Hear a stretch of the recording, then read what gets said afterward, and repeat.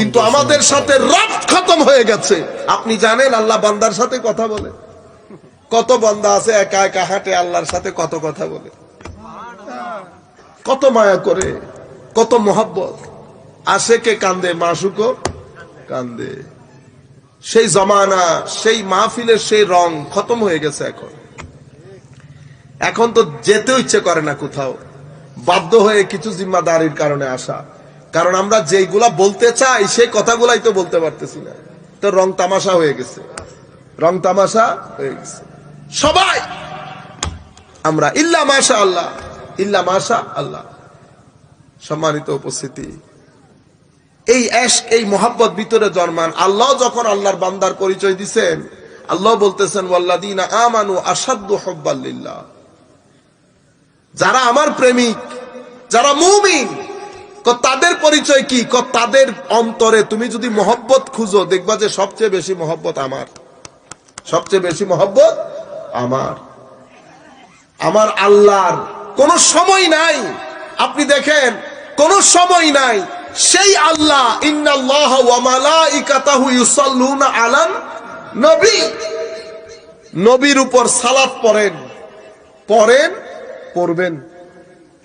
এটা একটা ক্রিয়া, এটা একটা ক্রিয়া, কাজ। আপনি বলবেন আমি খেয়েছি, আমি খাচ্ছি, আমি খাবো, এই তো কথা আমাদের।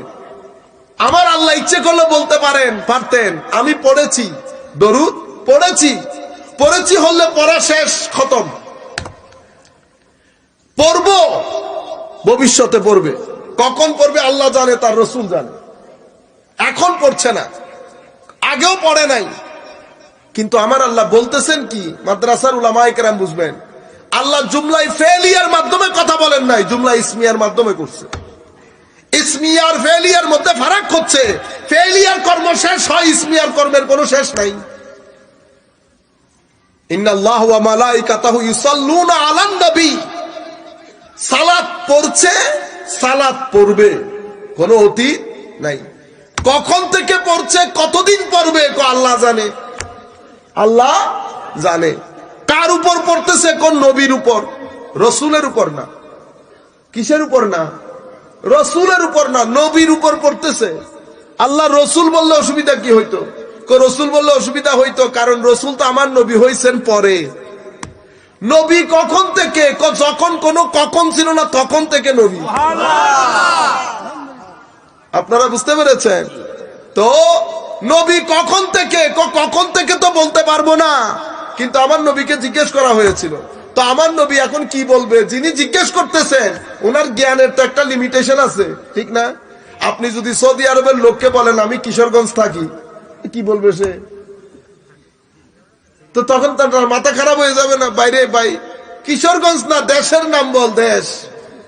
তো আমরা কি বলবো? আমি বাংলাদেশে থাকি। আমাকে যদি আপনি বলেন আমি বাংলাদেশে থাকি, চট্টগ্রামে ফোন করে, হুজুর আমি আপনার দেশ কই? আমি বাংলাদেশে থাকি। আল্লাহ কা খৌফ করো, বাংলাদেশ না বেটা, আপনার জেলার নাম বলেন বা শহরের নাম বলেন, এটাই তো নিয়ম। এখন যিনি প্রশ্ন করতেছেন উনার জ্ঞানের একটা সীমাবদ্ধতা আছে, উনি আদম থেকে তার উপরে যাইতে পারবে না। তো আমার নবী উনাকে বোঝানোর জন্য কি বলছেন? আদম এখনো পানি মাটির মাঝখানে সাঁতরাইতেছে, তখন থেকে আমি নবী। আদমুন মুনজাদিলুন, আদম পানি আর মাটির মাঝখানে, তখন থেকে আমি নবী। তো এখন আমার নবী এই এক্সাম্পল কেন দিলেন? কারণ আমি এর বাইরে যাইতে পারবো না। আদমের শুরুতে তো আমি আর যাইতে পারবো না। তো আমার নবী বুঝানোর জন্য আদম বলেছেন। এটার মানে আদম সৃষ্টির ইমিডিয়েট আগে না, কখন থেকে যিনি বানাইছেন উনি জানেন, যাকে বানাইছেন তিনি জানেন। তখন থেকে আমার আল্লাহ পড়েন, পড়বেন। পড়েছি বলে নাই, পড়েছি বলে নাই। কেন? পড়েছি বললে তাহলে তো আগে হয়ে গেছে, এখন আর পড়ে না, এখন আর পড়ে না। পড়ছিও বলে নাই, পড়ি। পড়ির মধ্যে পড়িও আসি, পড়বো আসি, আরবের মধ্যে। আপনারা বুঝতে পেরেছেন তো? আমার আল্লাহ নবীর উপর দরুদকে কোন সময়ের মধ্যে সীমাবদ্ধ করে নাই। আপনি আমি আমার নবীকে সীমাবদ্ধ করতে পারবো না। সুবহানাল্লাহ। তো ইয়া আইয়ুহাল্লাযীনা আমানু